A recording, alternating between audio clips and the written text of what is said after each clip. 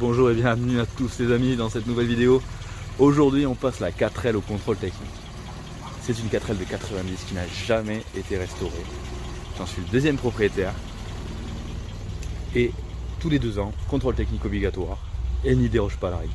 Elle a seulement 36 000 km mais elle montre quand même quelques stigmates de la vie. Cette année on fête les 60 ans de la 4L. On va voir aujourd'hui si elle passe toujours au contrôle technique. Bien sûr à la calée, tellement que je m'en sers souvent. Allez, à de suite. Starter obligatoire pour démarrer, faut oublier qu'elle est froide. Et puis on est parti. Ça c'est vraiment de la voiture de compétition des années 60. On parle d'écologie souvent puisque j'ai des hybrides. Mais je me demande si la vraie écologie elle n'est pas là en fait. C'est ce genre de bagnoles là qui ont certes de l'âge mais qui tournent toujours aussi bien. Et c'est tellement dommage de mettre ce genre de voitures là à la casse, bon sauf si elles sont touchées par la rouille ou autre. Mais moi j'ai la chance d'avoir un modèle qui a seulement 36 000 km, que j'ai pas forcément chiné mais que j'ai réussi à trouver.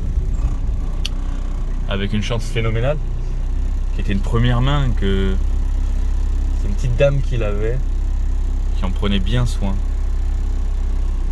qui dormait toujours au garage.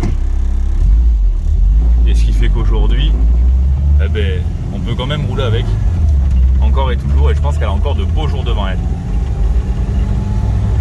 Là, elle commence à chauffer, hop, on va sortir le starter. Et malgré ces bruits, alors c'est sûr, on n'est pas dans un confort de...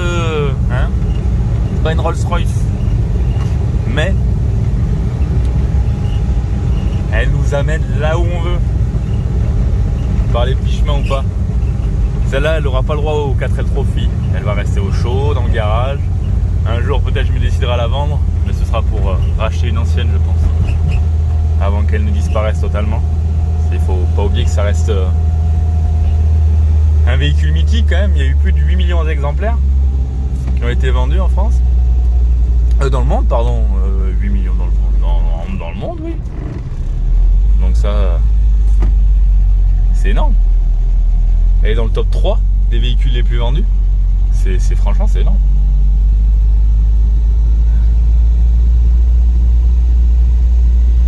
Alors, comme dans... comment on appelle ça? Qui a retué Pamela Rose? Moi j'ai la numéro 2. Voilà. Je déconne. Oh, c'est du blague de merde.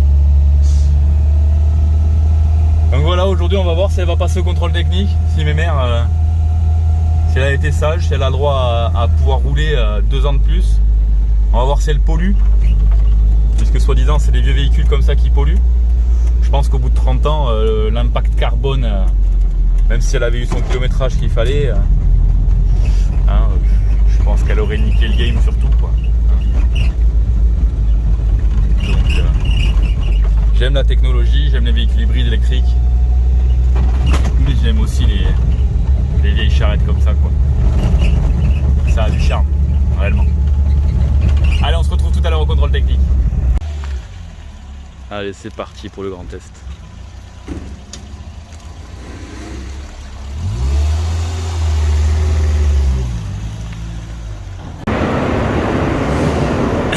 Et voilà, elle a beau être vieille, plus de 30 ans, la pollution est nickel. Alors pour ceux qui ne connaissent pas, le premier plateau là, il sert pour calculer le ripage. Le deuxième plateau, c'est un plateau vibrant qui va servir à contrôler s'il y a une différence d'équilibrage entre les amortisseurs, côté droit ou côté gauche. Donc l'un après l'autre, il va faire vibrer la roue. Et ça va faire son calcul directement sur l'écran qu'on a juste en face. Après les plaques vibrantes, on passe au rouleau qui eux vont servir à tester la puissance de freinage, voir s'il y a un déséquilibre entre le côté droit et le côté gauche. Toujours pareil, ces appareils là en fait ça sert surtout pour les déséquilibres. C'est une différence de freinage côté droit côté gauche. Quand vous allez freiner, vous avez un risque naturellement que la voiture parte en travers, donc risque d'accident encore plus facilement.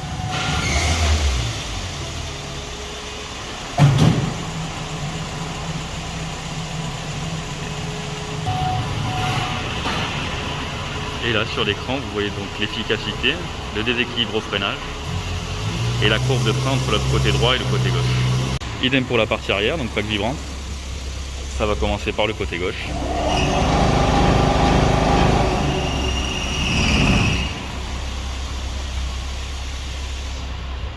Et ensuite on passera au côté droit.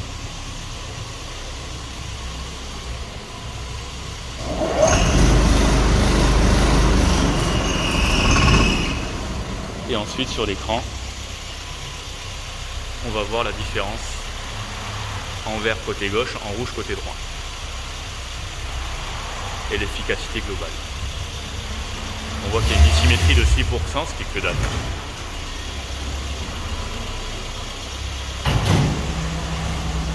Donc voilà, tout ça pour dire qu'on a beau avoir un véhicule qui a 30 ans, si on l'entretient un minimum, que ça dort au chaud à l'abri, déjà sur le côté amortisseur, freinage, on n'a pas de souci. Et pollution aussi.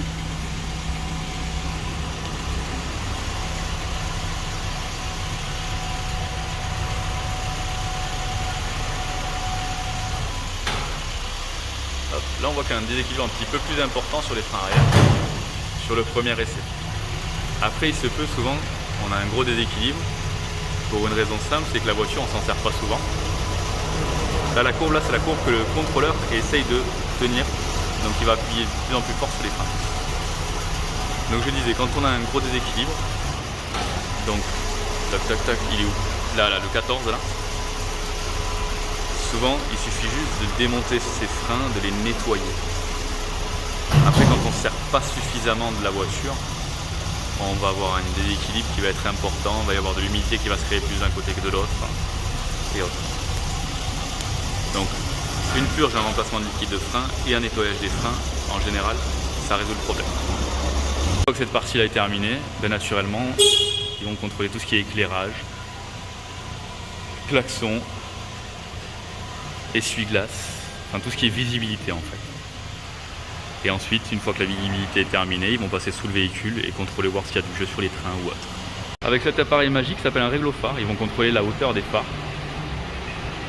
C'est un appareil auquel on ne peut pas tricher. Soit c'est bon, soit c'est pas bon. Allez, donc de retour du contrôle technique. Bon ben malheureusement il a été validé pour 2 ans de plus. Donc voilà, juste une petite moralité comme ça pour dire, on a beau avoir un véhicule qui a 30 ans. Bon d'accord, il a 36 000 km. Mais bon, ça change rien, ça peut être mangé par la roue et par plein de choses. Et ben ça passe toujours au contrôle technique. Alors donc qu'est-ce qui pollue le plus? Une nouvelle bagnole électrique hybride ou un bon vieux véhicule qui passe encore au contrôle technique sans souci, avec un taux de pollution qui est décent? Donc moi je ne sais pas. En tout cas, je me régale toujours autant à son volant, à son bord. Bon, malgré qu'on ait des petits oiseaux, des fois dans le coffre, ça fait cuit-cuit un peu. C'est un peu bizarre. Mais sinon, c'est toujours un régal, quoi. Tiens, on va les entendre là, les cuit-cuit. Voilà. C'est vraiment un régal d'être sur son volant. Voilà pour ma petite 4L. Je pense que cette vidéo va bientôt toucher à sa fin. Donc, prenez soin de vos affaires. Prenez soin de ce que vous avez, votre véhicule ou n'importe quoi, votre femme bien entendu, et vous les amènerez loin. Et ça a beau être les 60 ans de la 4L, ça a beau être une vieille mémère, eh ben, je prends toujours mon pied à rouler avec. Voilà. C'est vraiment la voiture de luxe à l'ancienne, quoi. Yop. Ça, vous en foutez, tac. Allez, je vous dis à bientôt. Si vous avez aimé ou pas, eh bien, écoutez, faites ce que vous voulez. Si vous avez réellement aimé, ben, abonnez-vous, c'est gratuit. Si vous n'avez pas aimé, ne vous abonnez pas. Regardez mes autres vidéos. Je vous dis à la prochaine. Ciao.